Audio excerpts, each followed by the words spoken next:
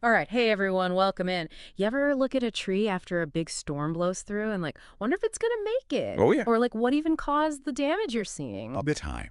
So that's what we're gonna dive into today, really get into how storms mess with trees and what we should be thinking about when we see it. Definitely.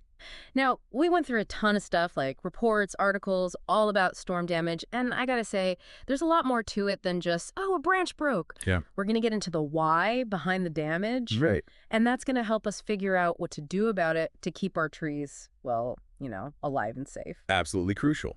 Safety first, always. Okay, so, we see trees every day, right? Hmm. They seem super tough, like they just stand there and take whatever the weather throws at them. Mm.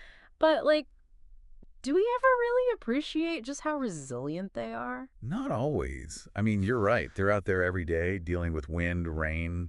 It's easy to take them for granted until something goes wrong. It really is. And it's not like they're just sitting there passively either, right? Nope, not at all. Every time a tree sways in the wind, it's actually strengthening itself.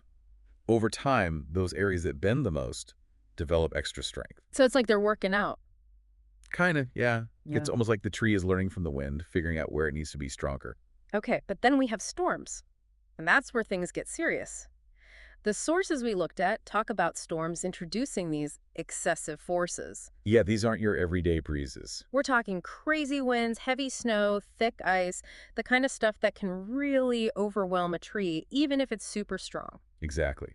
Think about it, those fibers inside the tree. They're tough, but they're designed for normal conditions. Yeah. When you get these huge forces from a storm, sometimes it's just too much. And that's when we start seeing different types of damage, each with its own story to tell. So let's break down these different ways that storms can mess with trees. First off, we've got what's called wind-thrown trees. Yeah, pretty dramatic. What exactly does that look like? Basically, the whole tree gets pushed over, roots and all. Those powerful winds just rip it right out of the ground. Wow, that's intense. So it's not just about the wind hitting the top of the tree, right? Right, it's about the whole system. Yeah. The force on the crown, the top part with all the leaves, has to be balanced by the strength of the roots holding it down. Okay, so it's like a tug of war? In a way, yeah. If the wind pushes harder than the roots can hold, the tree loses its grip and goes over. Makes sense. Ah. So what are some things that make a tree more likely to get uprooted like that? Well, if the roots have been damaged, that's a big one. Think about construction work that might have cut some roots or compacted the soil around them. Yeah, yeah. Also, if a tree hasn't been cared for properly, it might be weaker overall. And then there are things like pests and diseases that can attack the roots underground where we can't even see them. Oh, that's sneaky. So you might not even know there's a problem until the tree comes down. Exactly. So keeping an eye on your trees, even when they look healthy, is really important. What are some clues we can look for, like around the base of the tree, that might tell us the roots are in trouble?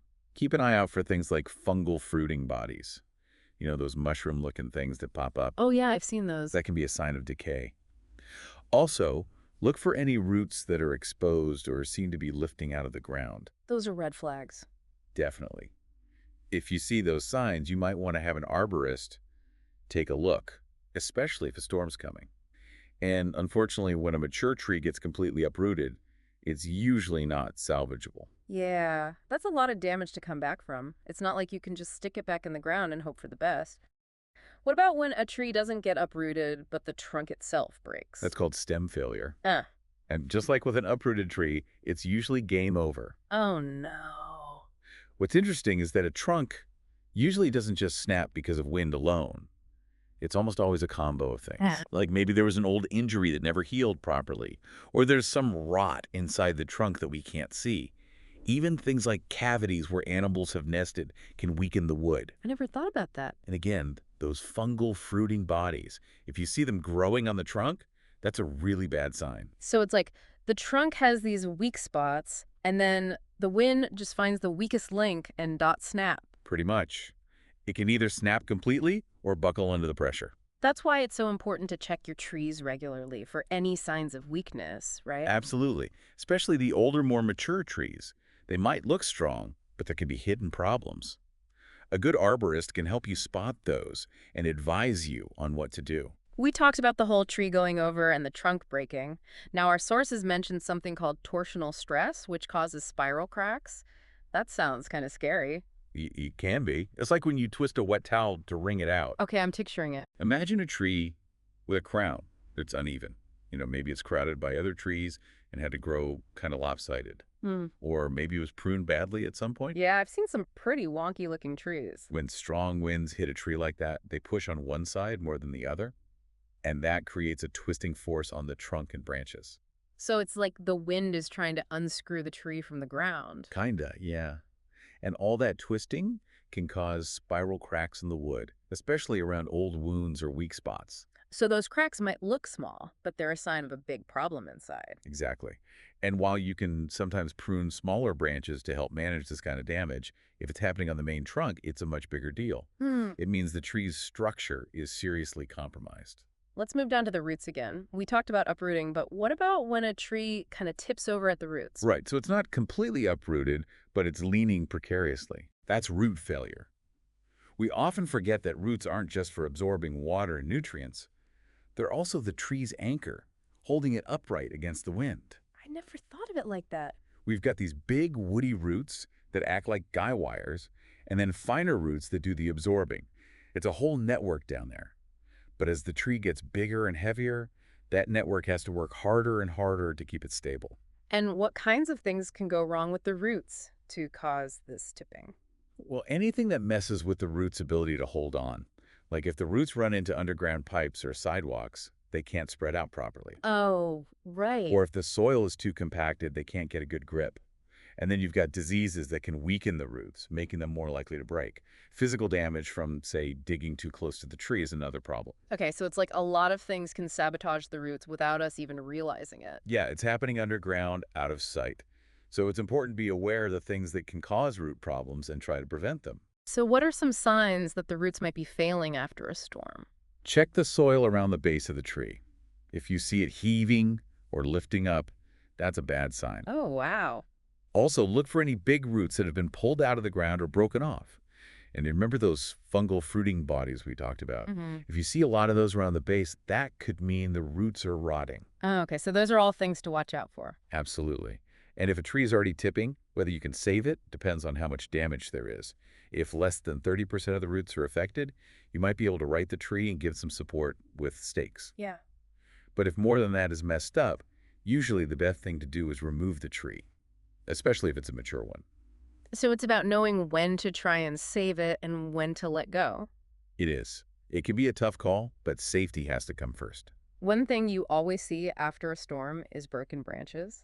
It seems like they're the most obvious casualties. Yeah, branches take a beating during storms. They get hit with the weight of snow and ice pushing down, and then the wind pushing sideways. And sometimes the way a branch is attached to the trunk makes it more likely to break. Like it's not connected very well. Exactly. But what's interesting is that sometimes branches breaking is actually a good thing for the tree. Really? How so? Think of it like a safety valve. When the wind gets too strong, the branches break off. And that actually helps protect the main trunk from getting overloaded. Oh, so it's like the tree is sacrificing some of its parts to save the whole thing. Yeah, it's a pretty clever strategy. But, not all branches are created equal, right? Some are more likely to break than others. Why is that? It all comes down to how the tree grew and how the branches are attached. You know those codominant stems where you have two main trunks growing side by side? Oh, yeah, I've seen those. They look kind of like a V. Exactly. And that V shape is a weak spot. Yeah. The bark gets trapped in the middle, and the two stems don't fuse together properly. So that's a prime spot for breakage, especially during a storm. So those are the branches to watch out for. Definitely. Now, losing a few smaller branches usually isn't a death sentence for a tree, unless it's like a huge chunk of the ground. Right. But those broken branches, Yeah. especially the ones that are hanging there, they're dangerous. Someone could get hurt. That's a good point. So it's not just about completely broken off branches. We should also be looking for any that are cracked or twisted, right? Yeah, those are signs that the branch is weakened and could break later. And if you do need to prune damaged branches, make sure you do it the right way so the tree can heal properly. Our sources mentioned something about lightning damage too. Is that something we should be worried about even if we didn't see a lightning strike? Oh yeah, lightning can do a lot of damage to trees, and the signs aren't always obvious. Oh no. Look for things like splintered bark, scorched areas, or if the leaves suddenly wilt or turn brown. Okay, those are good things to know. If you think a tree might have been hit by lightning, call an arborist. They can check for internal damage that you might not be able to see. All right, so we've covered all the different ways a storm can wreak havoc on trees. Now, what about after the storm? Our sources talk about the importance of thinking about both risk and sustainability. That's the key. Safety is the first priority, always. If a tree is clearly dangerous, like it's about to fall on your house, then you got to take it down. But if the risk isn't immediate, then you have more options. Okay, so assess the situation carefully. Exactly. And if the damage isn't life-threatening to the tree, then you can start thinking about ways to save it. That's where sustainability comes in. Right. And this is where a certified arborist can really help. They can assess the damage, see how healthy the tree is overall, and recommend the best course of action. So they can help you decide whether to try and save the tree or let it go. Exactly. They have the knowledge and experience to make those tough calls. Thinking ahead, what can we do to protect our trees before a storm hits? Our sources have some interesting advice on preparing. Yeah, and a lot of it starts when the tree's young. For example, you might think it's good to stake young trees to help them grow straight. Yeah, I always thought that was a thing to do. But actually, unless there's a good reason, like the tree is in a really windy spot, it's better to let it sway a little in the breeze. Really? Yeah, that movement helps the tree develop strong roots and a sturdy trunk. It's like giving it a workout so it can handle the wind later on. So tough love for trees. You could say that. And then there's pruning. Right, gotta keep those branches in check. Exactly. Especially when the tree is young. You want to prune it to create a good shape that can withstand wind. Get rid of any weak branches or those that are rubbing against each other. You want to encourage the tree to grow a strong central leader, kind of like the main beam in a house. Pruning mature So it's like- trees, is that something we should be doing to protect them from storms? It can be, but Right. you have to be careful. You don't want to take off too much at once that can shock the tree. Mm. The goal with mature trees is to reduce the load on any weak branches. So maybe you shorten some really long or heavy branches, less leverage. Okay, so it's about being strategic and not just hacking away at random. Exactly. You got to know what you're doing and why.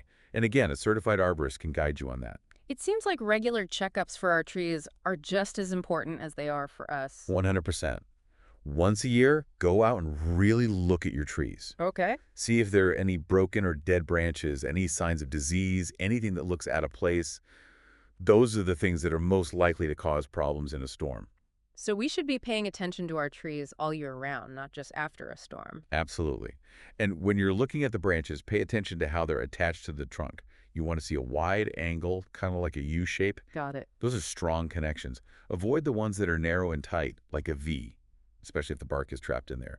Those are weak spots. Okay, so U good, V bad. I can remember that. Exactly. And if you catch these problems early, you can prune them out and prevent bigger issues down the road. Now, there's one thing our sources were really clear about. Don't top your trees. Why is that such a bad idea? Topping is like the worst thing you can do to a tree. Really? But it makes it shorter, so I thought that would make it safer in a storm. That's what people think, but it's actually the opposite. When you top a tree, you're making huge cuts into the main branches, and that creates big wounds that are open to insects and diseases. Oh, no. And then the tree tries to compensate by growing a bunch of new sprouts right below the cuts, but those sprouts are weak, they grow really fast and crowded, and they're even more likely to break in a storm. So you end up with a tree that's even more dangerous than before. Exactly. It's a short-term solution that creates long-term problems. If you need to reduce the height of a tree, there are better ways to do it that don't involve topping. Okay, I'll remember that. What about if a tree has already grown into a weird lopsided shape? Can you prune it to make it more balanced and wind resistant? You can, but you got to do it gradually.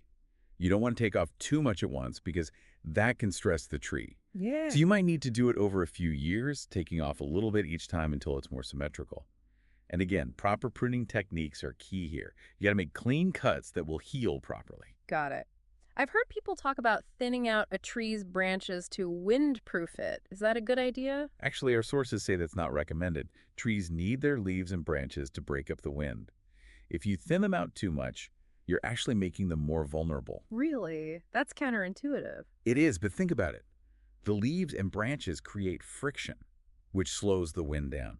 If you remove too many, the wind can just blow right through the tree, putting more stress on the trunk and roots. So instead of trying to windproof the tree, we should just focus on keeping it healthy overall. That's the best strategy. A healthy tree is a strong tree, and a strong tree is better able to withstand a storm. So proper watering, fertilization, dealing with pests and diseases, that's all part of it. Exactly. It's like taking care of yourself. You got to give your trees what they need to thrive. Okay, so we've talked about how to prepare our trees, what to look for during and after a storm. What are the immediate safety precautions we should take after a big weather event? Safety first, always. After a storm, stay away from any trees that look damaged, Okay. especially those with hanging branches or branches that are cracked but not completely broken off. And definitely stay away from any power lines that might be tangled in the trees. Treat all power lines as damage they can recover from on their own, but others might have more serious injuries that need attention. And how do you tell the difference? That can be tricky, especially if you're not a tree expert. Sometimes the damage is hidden inside the tree, where you can't see it. That's why it's so important to get a certified arborist to take a look. They can tell you whether a tree can be saved or whether it needs to come down. So it's about knowing your limits, right? Don't try to tackle dangerous tree work yourself. Definitely. If a tree is leaning, or if there are branches under tension, or if there are power lines involved, call a professional. They have the experience and the equipment to handle those situations safely. They do.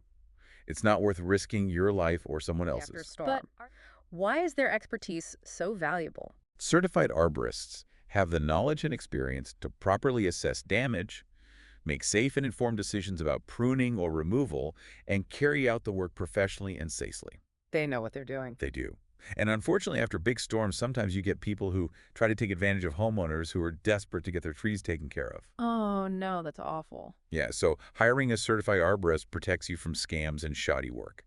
So how do you find a certified arborist? The International Society of Arboriculture, or IS, has a great website called treesaregood.org. You can go there and use their Find an Arborist tool to find someone in your area. It's a great resource. So to wrap things up, understanding how storms damage trees means understanding the forces at play, knowing the different types of damage, and taking steps to prepare your trees beforehand and respond properly afterward. And remember, a healthy tree is a strong tree. So give your trees the care they need, and they'll be better equipped to weather the storms. Great advice. Now take a look at the trees around you, in your yard, in your neighborhood. What can you do to help them stay healthy and strong? What signs of damage would you look for after the next storm? Think about the long-term health and safety of your trees and the beautiful landscapes we all share. Thanks for joining us for this deep dive.